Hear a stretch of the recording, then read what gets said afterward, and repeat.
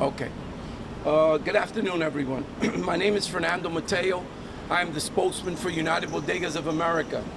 And here we are once again today with another shooting inside of a bodega. We are very concerned about the safety of every bodega owner in New York City. As we've seen in the last few weeks, there's been numerous shootings. There was a kid that was killed in the Bronx just a few days ago.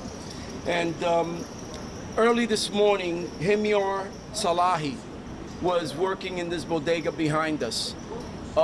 Someone came into his store. They tried to take some items, had no money to pay. According to the information that we received, he kept lingering inside the store. Himyar then approached him and asked him what was going on. He says he was waiting for someone to bring him some money. Meantime, the Himyar walked towards the front of the bodega, and at that point, the perp pulled out a gun and demanded cash, which at the moment, Himyar decided to tackle the guy with the gun, and the gun went off, and Himyar was shot in the right buttocks.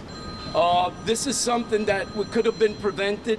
We always encourage all of our bodega owners not to approach anyone that has a gun, not to challenge anyone that has a gun, and more importantly, make sure that they don't confront anyone that's armed, because you could easily lose your life.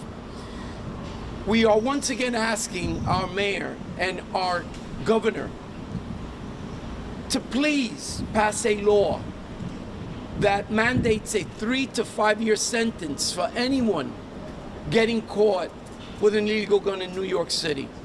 I think that that's what's going to deter these type of incidents. This is what's going to deter these criminals from carrying guns out in the street. Right now, there are no consequences. Right now, this guy is out loose.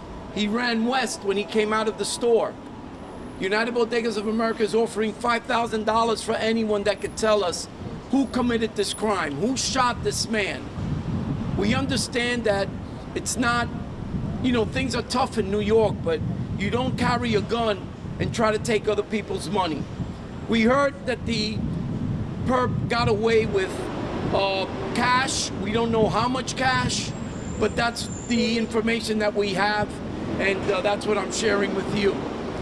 Once again, the message here is $5,000 for anyone that could give us information as to who committed this crime. The next message is very clear to the governor and to the mayor. 3 to 5 years for anyone caught with an illegal gun on the streets. We are also hoping that NYPD could do their job, and they're allowed to do their job. And they're allowed to bring back stop and frisk, because that's what we need. Our Constitution allows that. And there should be no reason why anyone should be labeling this racist. Because the people, the victims here, are us, people of color, immigrants. We are the victims of these people carrying guns that come from the same neighborhoods that we're in. So anyone that wants to say stop and frisk is racist, they're wrong. Stop and frisk saves lives. Stop and frisk gets guns off the streets. And if cops are able to do their job, I'm sure they're able to pull over a substantial amount of people carrying guns and arresting them. There's nothing wrong with that. We are the ones being affected. So, if there are any questions, I will gladly answer them. Nosotros estamos aquí, los Bodegueros Unidos de América, para de nuevo pedirle a la gobernadora y al alcalde que le pasen una sentencia a cualquier persona que esté cargando una arma ilegalmente aquí en la ciudad de Nueva York. Debe de ser de 3 a 5 años a cualquiera que cojan con un arma de fuego. También queremos decirle que la persona que fue baleada, Himyar, trabajaba aquí en esta bodega aquí atrás. Entró una persona exigiendo dinero, no se lo dieron, sacó un arma de fuego. Himyar salió y lo atrapó, y el tipo disparó y le dio un disparo en la nalga derecha, y él está en el hospital en estos momentos. Himyar pudo haber sido matado, ejecutado. Les pedimos a los bodegueros que cuando alguien entre a su bodega, no peleen con alguien que está armado. Eso no tiene sentido porque tú puedes perder tu vida. Ok, tú puedes ser un héroe, pero al mismo tiempo puedes perder tu vida.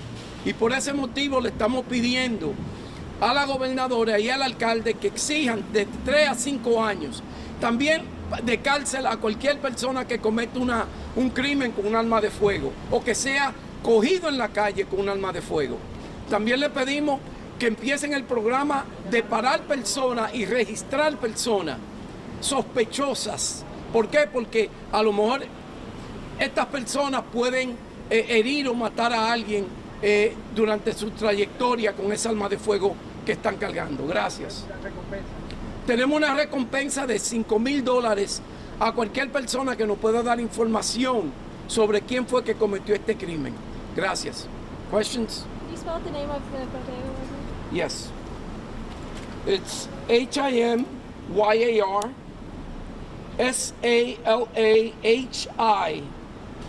He was 25 years old. And any updates on what's going to happen with the store? At this moment, we don't. I'm sure that they're very frightened. They're scared of what happened. And they're going to probably take a day or two to reflect on what happens and then reopen. But we're hoping that Himyar is in good spirits. You know, I heard he's in stable condition. Fernando, so from our understanding, the bodega, the workers say has the panic button, they have the proper surveillance cameras, and seem to have all the necessary safety precautions. You know, what's your response to that? Because I know a lot of times you call for these bodegas to be outfitted in that way. And in this case, the shooter is still on the loose. Right, well listen, he had all the equipment that he needed. Where they went wrong was that they didn't use the panic button before the guy pulled out the gun. Or after he pulled out the gun. Where they went wrong was Himyard approaching the guy and tackling the guy, trying to take the gun away, okay? I guess he was trying to save his life and the lives of the other people in the bodega. So, you know, it was a heroic effort, but he could have lost his life. So the best thing they could have done was duck behind the counter, press the panic button, and allow the cops to get here. And if they would have done that, we would have probably had apprehended the person who committed this crime. And you know that from watching the video that the worker had gotten into some kind of scuffle with the gunman trying to take the gun away from him or something? No, I got that from the police report. You know, they basically told us what happened. I have not seen the video yet. I came to try to get the video, but they're closed. And it's unfortunate that, you know, this happened the way it did. But, you know, it's a cash grab. You know, people want cash and they want it whichever way they can get it. So they carry a gun in order to threaten people to get that cash. And that's why we need to do something a little bit different. You know, we need to go back to the Pataki Giuliani days when there was stop and frisk. And you know what? That saved a lot of lives. And that's what we're looking to save lives. Okay? Thank you. Anthony, how are you? Fernando, you're from the Post, right? No, I'm with Strauss. Okay, great. Thank you for being here.